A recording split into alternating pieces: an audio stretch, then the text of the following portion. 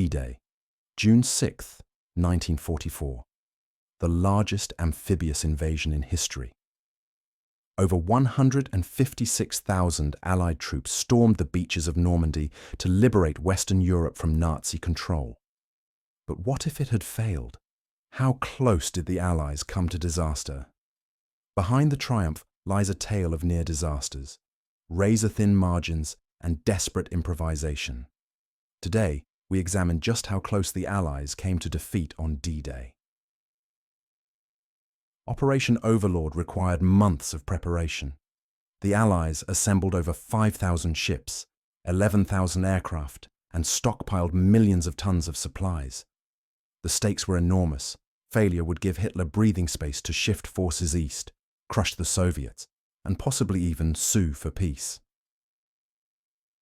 To deceive the Germans, the Allies launched Operation Fortitude, a vast deception campaign that tricked the Nazis into expecting an invasion at Pas-de-Calais. German commanders, including Field Marshal Gerd von Rundstedt, were unsure where the blow would fall. But Hitler was confident in the Atlantic Wall, a vast line of coastal defences. Originally scheduled for June 6th, the invasion was delayed due to a fierce Atlantic storm.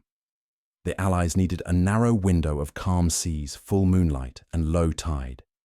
On June 4th, Chief Meteorologist James Stagg convinced Eisenhower that weather would briefly improve on June 6th. Eisenhower gave the go-ahead, but it was a gamble. Had the forecast been wrong, the landings could have been catastrophic. Nowhere were the odds stacked more heavily than Omaha Beach. American forces of the 1st and 29th Infantry Divisions faced elite German troops of the 352nd Infantry Division. Due to currents, many landing craft drifted off course. Bombing runs had missed their targets, leaving bunkers and machine gun nests intact. Within minutes, entire units were shredded. Command and control disintegrated.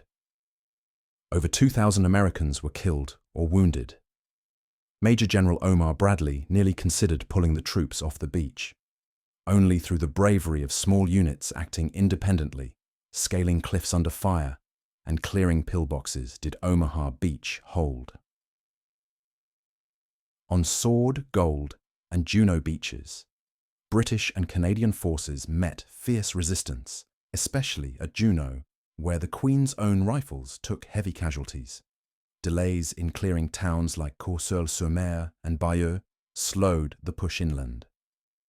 On Sword Beach, British forces failed to reach Caen, their day one objective, due to stiff opposition from the 21st Panzer Division, which counterattacked in the afternoon. Had these counterattacks succeeded, the landings might have been pushed back into the sea. Before dawn, over 23,000 American and British paratroopers dropped behind enemy lines to secure bridges, roads, and causeways. But poor weather and intense flak scattered them miles off course. Some landed alone or in small groups, often behind German lines. Despite the chaos, they disrupted German communications and seized key positions, notably Pegasus Bridge. But had they failed, German reinforcements could have reached the beaches early, turning the tide. One of the greatest Allied advantages came from Hitler's own decisions. He believed the invasion at Normandy was a feint and refused to release armoured divisions without his personal approval. When the 12th SS Panzer Division and Panzer Lehr finally moved, it was too late. This delay was fatal. Had Hitler allowed an immediate counterattack at dawn, the lightly armed Allied troops might have been driven back. Even after securing the beaches, success wasn't guaranteed. The Allies had to bring in tanks, vehicles, food, fuel, and medical supplies. Temporary harbours, codenamed Mulberries, were constructed, but one was destroyed in a storm 2 weeks later, delaying reinforcements. The Allied beachhead was shallow and vulnerable for weeks. German forces launched counterattacks near Caen, Carentan, and Villers-Bocage. Casualties mounted. Had these counterattacks broken through, the Allies might have been thrown into the sea.